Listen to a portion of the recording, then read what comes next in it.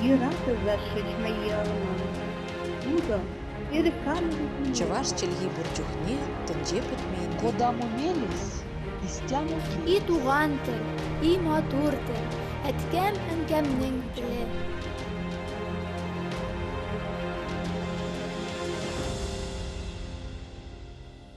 Исәнмесез, сіз Татарстан 24 телеканалында туған тел тапшуын қарайсыз. Сізнің білән Гүлүсә Сыңғатуллина. Бүгінгі тапшу Қозан мәчетләре тарихы. Мәчетләрнең халыкның рухи тормышындағы өлеше. Бүгінгі көндә мәчетләрнең яшәеше һәм тәрбияви мақсатлары хакында. Казанда гомумән татарлар дөньясында дин һәм дин белән бәйле рәвештә мәчетләрнең язмышы төрле чорларда төрле сынаулар кичерә. 1552 ел. Казан ханлыгы Иван Грозный гаскәрләре тарафыннан яулап алынгач, Казандагы барлык мәчетләр җимерелеп ташлана. Татарларга Кабан күле артындагы сазлыклы җирләр бүленеп бирелә. Бу биләмәләр биек кыйма белән уратып алына. Татарларга шәһәрнең төп өлешенә чыгып йөрергә рөхсәт ителми. Ләкин тормыш дәвам итә. Көл өстендә гөлләр үсеп чыккан кебек, Кабан артындагы әрәмә сазлыкларда татар бистәсе үсеп чыга. Әлеге бистәне торгызуда татар зыялылары, эшмәкәрләре чиксез зур көч куя. Алар милләтебезнең киләчәгенә, бар да җайланачагына чын күңелдән ышана. Ышанычлары юкка китми. 16 гасырда калыккан бистә 17-18 гасырларда татар милли сәнгатенең үзәгенә үрелә. Тик шәһәрдә мөселманнарга мәчетләр төзү тыела. Шуңа да карамастан, халкыбыз аң белемгә омтыла, рухи үсештән туктамый. Властька каршы килеп мәчетләр төзелә тора, ә аларны җимерә торалар. 1762-1796 елларда Россия белән Екатерина II идарә итә. 1767 елда Екатерина Идел буйлап сәяхәткә чыга. Казанда да туктала. Иске бистә татарлары бу форсатны ычкындырмый. Патша бикә белән очрашып, аңа үзләренең зарларын җиткерә. Шәһәрдә таштан мәчетләр төзергә рөхсәт бирүен сорый. Казан патша бикәдә тирән тәэсирләр калдыра. Сәяхәттән соң сенатор Улсофьевка: «Бу шәһәр бәхәссез Россиядә Мәскәүдән кала беренче урында тора» дип хат яза. Петербургка кайтуга Екатерина II татар бистәсендә таштан мәчетләр төзергә рөхсәт бирүче указга имза куя. Шуны гына көткән татар җәмәгатьчелеге уртак көч белән 1767 елда ук иң беренче таш мәчетне, бүгенге көндә Мәрҗани исемен йөрткән Аллаһ йортын төзи башлый. Киләсе сюжетыбыз нәкъ менә шушы Мәрҗани мәчете хакында. Казанның иске татар бистәсендә мәчетләр берничә. Мәрҗани мәчете исә алар арасында үзенең лаеклы урынын били. Биредәге дин әһелләре ачылганнан бирле бер тапкырда ябылып тормаган гыйбадәтханәбез дип искәртә. Бүгенгесе көндә бу мәчеттә яңарту эшләре бара. Тарихка кайтыйк. 1767 елны Әби патша Екатерина II бу безнең императрица килә Казанга. Казанга килә, ул вакытта аны алып киләләр кимәләр белән, бу вакытта Кабан күле булак кимә белән җәй торган.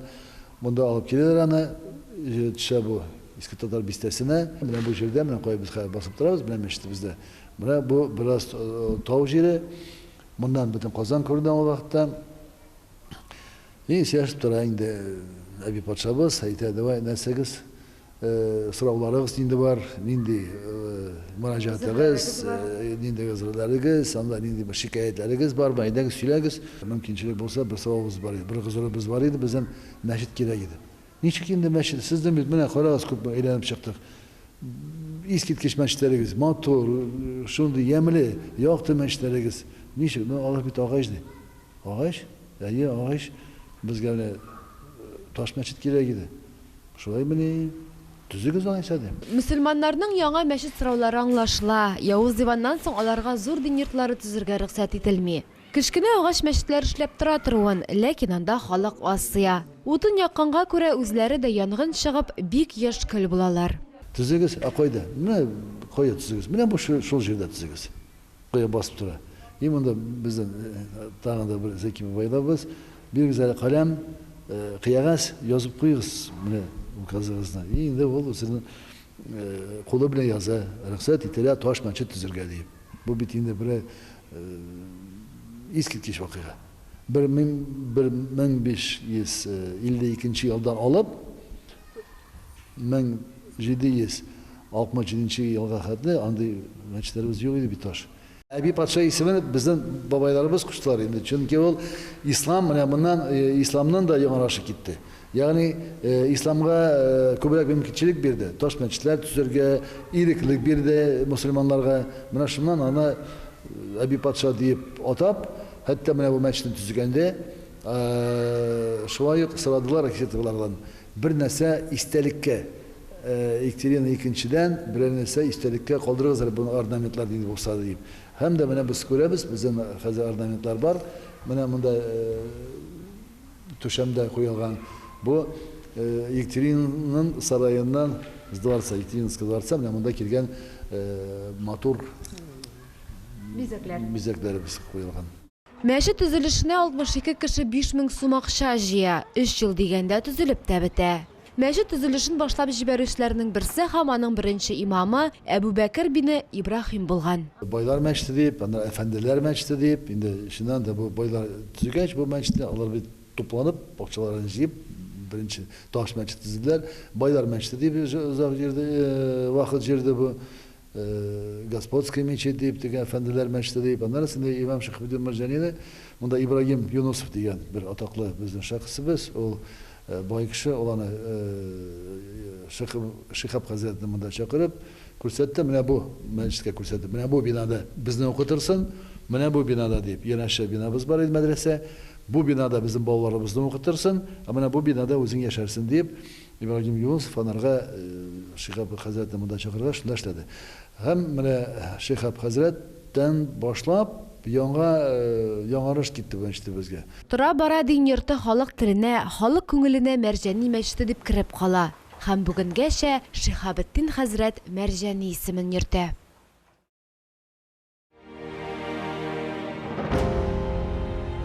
Манаралары ерактан ук балкып, нур шәшеп торган мәчетләребез бүгенге көндә Казаныбызның горурлыгы. Тапшыруыбызда без шуларның кайберләрен барлап, тарихларына тукталырбыз.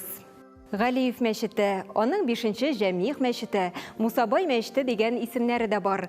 Ул шәһәрнең иң борынгы тарихи мәчетләренең берсе, татар архитектурасы үрнәге. Мәчет 1798-1801 елларда Казан сәүдәгәре Муса Мәмәшев акчасына төзелә. Ул элекке Печән базарыннан ерак түгел урнашкан. Бинасы 2 катлы, 2 заллы. Исеме шунда эшләгән имам, педагог, җәмәгать эшлеклесе, Мөхәммәдия мәдрәсәсен җитәкләгән әдипләрнең берсе Галимҗан Галиев хөрмәтенә кушыла. 1930 елларда мәчетнең манарасы сүтелә, бина кунакханә булып кулланыла башлый. 1992 елдан янәдән мәчет буларак торгызыла һәм иман йортына үрелә. 2015 елның 22 декабрендә исә ремонттан соң яңартылган, төзекләндерелгән кыяфәттә мөселманнар өчен ишекләрен ача. Галиев мәчете комплексында Татарстан мөфтие резиденциясе урнашкан. Тагын бер мәчет Борнай мәчете. Элегрәк аны 3-нче Җәмигъ мәчете дип йөрткәннәр. Ул Казанның иске татар бистәсендә урнашкан иң борынгы мәчетләрнең берсе. 1872 елда архитектор Романов проекты буенча татар сәүдәгәре Мөхәммәд Садыйк Борнаев акчасына төзелә. Исеме дә шул сәүдәгәр хөрмәтенә кушыла. Мәчетнең бизәлеше милли романтик эклектика стилендә. Ике зур сугышны совет чорын кичерсә дә, мәчет үзенең беренчел төсмерен югалтмаган. Ул бер катлы, бер заллы һәм манаралы кирпеч бина. Мәчет 1930-1994 елларда эшләми тора. Бүгенге көндә ул үз максатларында файдаланыла. Әҗем мәчете заманында 6-нчы Җәмигъ яки завод мәчете дип тә йөртелгән. Бүгенге көндә бу кырылма шәһәребезнең бер күрке, казанлыларның тарихи горурлыгы булып тора. Әҗем мәчетен архитектурасы буенча Казандагы иң матур мәчетләрнең берсе дисәк тә ялгыш булмас. Мәчетнең нигезен 1810 елда Хаҗи Габделмәҗид бине Әбүбәкер сала. Ул манарасыз гына бер агач мәчет җиткереп чыга. 1851 елда Әҗемовлар аның урынына агачтан манаралы мәчет салдыра. 1886 елда исә Мустафа Әҗемов тирә яктагы берничә йортны сүттереп, киңәйтелгән яңа мәйданга зур итеп таш мәчет салдыруга керешә. Мәчетнең идәне һәм түшәме эшләнеп беткәч кенә Мортаза Әҗемов каты авырып вафат була. Аннан соң төзелеш эшләрен Мортазаның варислары тәмамлый. Мәчет каршында революцияга кадәр әҗем мәдрәсәсе эшләп килә. 1900 елда мәдрәсәдә 84 кеше укыганлыгы мәгълүм. Мәчет 1930 ел ахырында Үзәк башкарма комитеты карары белән ябыла. Бер ара ул тулай торак максатында файдаланыла. 1989 елда мөселманнарга кире кайтарыла. 2016-2017 елларда төзекләндерү эшләре башкарыла. Киләсе сюжетыбыз Казанның Апанай мәчетенә багышлана. Дәвам иттек чираттагы дин йорты Апанай мәчете. Аның бинасы мәхәббәтлеге, аклыгы, аеруча да матурлыгы белән дан тота. Шәһәр халкы телендә Казанның иң матур мәчете исемен йөртә. Мәчет Мәскәү бароккосы стиленә татар декоратив сәнгать элементларын кушып бизәлгән. Бисмиллахир-рахманир-рахим. Казан ханлыгы яулап алынганнан соң 200 ел дәвамында татарларга мәчетләр, мәдрәсәләр төзергә рөхсәт бирелмәгән һәм Екатерина II патша булгач, ул татарларга карата, мөселманнарга карата сәясәтне йомшарта һәм аның рөхсәте белән 1767-68 елларда Апанай мәчете төзелә. Бу мәчеткә нигезне сала Якуб бин Султан Гали дигән бай эшмәкәр. Ул бик күп акчалар сарыф итә шушы мәчетне төзер өчен. Һәм аның үлеменнән соң бу мәчетне Апанаевлар карап торганнар һәм аны зурайтканнар. Шуңа күрә бу мәчетнең икенче исеме Апанай мәчете, ә инде беренче исеме икенче Җәмигъ мәчете. Мәчетнең әле байлар мәчете дигән атамасы да булган, чөнки ул һәрвакыт зыялы, белемле контингенты белән аерылып торган. Үз чорында зыялы кеше, бай кеше дигәнне аңлатканга, шушы атама ябышкан күрәсең. Бу мәчет 1930 елга хәтле эшләп килде. Бу мәчетнең имамнары бик белемле, танылган галимнәр булган. Алар бу мәчеттә имам вазифаларын үтәү белән бергә мәдрәсәдә белемнәрдә биргәннәр. Һәм бу мәчет ябылганнан соң Совет чорында бу мәчеттә балалар бакчасы булган. Без альхамдулилля дип әйтәбез. Ни өчен? Чөнки тарихтан беләбез, төрле мәчетләрне төрле максатлар белән кулланганнар. Бу мәчеттә балалар тәрбияләнгән. Совет чорында бу мәчетнең манарасы булмаган иде һәм мәчетне 3 катлы итеп ясаганнар. Мәчет үзе 2 катлы, Совет чорында тарихи тәрәзәләрне ябып, түшәмнәрне җимереп 3 катлыга үрелә. Эчке гөмбәзләрдә юк ителә. Сәяси тормыш үзгәреп, дин йортлары кире мөселманнарга кайтарыла башлагач, Вәлиулла хәзрәт тырышлыгы белән Апанай мәчете кабаттан төзекләндерелә. Шушы эшләрне алып барганда архив документларга таянганнар. Хәзерге вакытта безнең мәчетебез элек ничек булган, шулай эшләнгән. Альхамдулилля, тарихны, матурлыкны сакларга тырышканнар. Аллаһның рәхмәте белән мәчетнең ачылышында безнең рәисебез дә катнашты. Бик күп мөхтәрәм кунаклар булды. Бүгенге көндә мәчетебез матур гына эшләп килә. Альхамдулилля, без мәчеттә намазлардан кала төрле дини чаралар, дини бәйрәмнәр үткәрәбез. Без тырышабыз бирәк тә яшьләргә дини кыйммәтләрдән кала халкыбызның бай мирасын җиткерергә, тарихыбызны җиткерергә тырышабыз. Шуңа күрә безнең мәчеттә җәй көннәрендә 2 атналык балалар өчен җәйге курслар үткәрелә.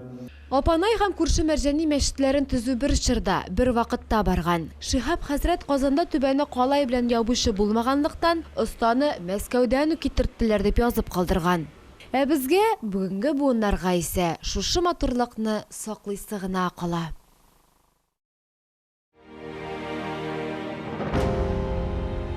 Шәһәребездәге мәчетләрне барлауны дәвам итик. Нурулла мәчете, аның 7-нче Җәмигъ мәчете, Пешән базары мәчете, Юныс мәчете дигән исемнәре дә була.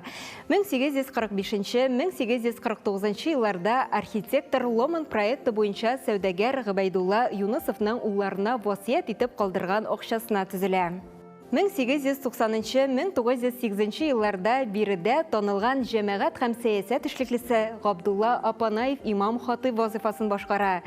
1929 елда Татарстан Республикасының Үзәк башкарма комитеты карары белән мәчет ябыла, манарасы җимерелә. 1990 елда халыкка кире кайтарыла һәм хәзерге атамасын ала.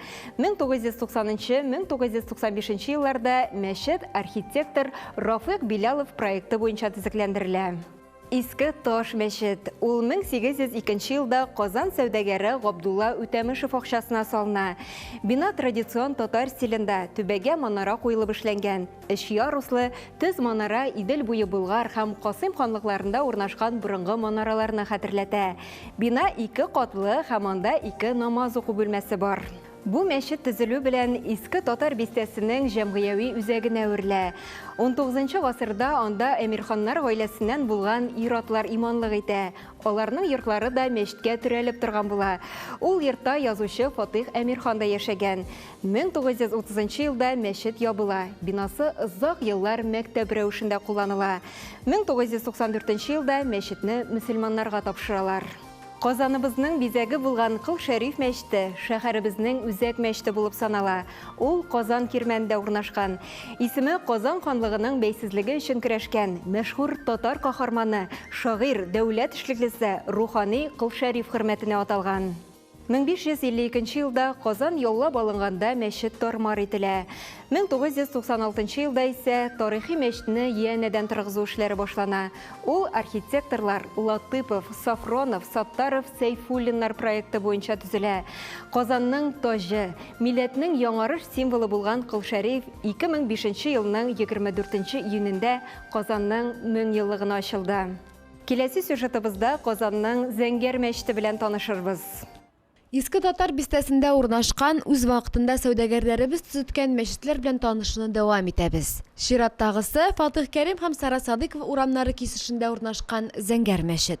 17-18 гасырларда Апанай мәчете байлар мәчете дип аталса, инде бу иске татар бистәсендә булган, урнашкан Зәңгәр мәчете Куллар мәхәлләсе дип атала иде. Нигә шулай? Чөнки бу җирләрдә, бу якларда факир гаиләләр, мохтаҗ кешеләр яшиләр иде. Шуңа күрә дә бер шулай сәер исем алган Куллар мәхәлләсе дип. Әлбәттә, аның икенче исеме дә бар, 4-нче биек җәмигъ дип атала ул. Хәзерге вакытта аның Зәңгәр дигән исемен без диварларына карап, Зәңгәр диварларына карап әйтә алабыз. Шуңа күрә дә кешеләр шундый исем бирделәр анарга. Әлбәттә, башка гыйбадәтханәләр шикелле үк Зәңгәр мәчет тә берничә тапкыр исемен алмаштырган. Тик төп атамасы 4-нче җәмигъ мәчет буларак яңгырый. Бүгенге бина урынында элгәре агач мәчет торган. Аны Суыксу авылына күчергәннән соң яңа таш мәчет салына. 1778 елда бу урында шундый иске агачлы мәчет булган иде. Ә инде соңрак 19 гасыр башында Ахмат Аитов Азамов исемле бер сәүдәгәр үз акчасын жәлләмичә бу урынга ташлы мәчет төзегән. Беренче имам хатип бу мәчеттә, бу мәхәлләдә Осман Насир Рахманкулов исемле хәзрәт була. Ул беренче имам да, беренче мударрис та була. Төрле сәүдәгәрләр аның гыйлемен, тырышлыгын күреп, анарга хәтта аерым бер бина төзеделәр. Ул бинада мәдрәсә дип, Халиди мәдрәсәсе дип атала. Инде имам Шахабуддин Марджани риваяты буенча, фикере буенча, бу Рахманкулов хәзрәтләргә хәтле бер нинди мәдрәсәләр бу мәчеттә булмады дип әйтә. Сүз уңайыннан мәчетне төзеткән сәүдәгәр Әхмәт Аитов Замановның йорты шушы мәчетнең тәрәзәсеннән күренеп торган диләр. Инде 1768 елда Абдулманнаф Мустақимов үз җирен биреп, бу мәчетне тагында зурайтты. Ва шул сәүдәгәр инде кыйма белән әйләндереп чыкты. Инде 20нче гасырларда алсак, инде 1930 елларда бу мәчет кызганычка ябылды. Инде манарасы киселеп атылды.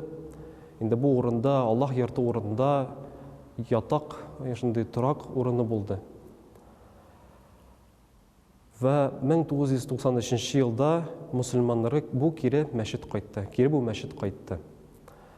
2008 елларда мәчеттә реставрациялар башланды, ремонтлар, төрле эшләр башланды ва 2009 елда гына манарасы кире кайтты. Классицизм стилендәге бинаның проект авторы булып Александр Шмидт санала. Бүгенгесе көндә Зәңгәр мәчет республика әһәмиятендәге мәдәни мирас объекты булып йөртелә.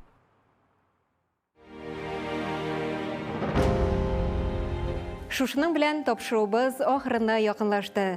Без бүген Казан мәчетләре тарихы, мәчетләрнең халыкның рухи тормышындагы өлеше, бүгенге көндә мәчетләрнең яшәеше һәм тәрбияви максатлары хакында сөйләштек.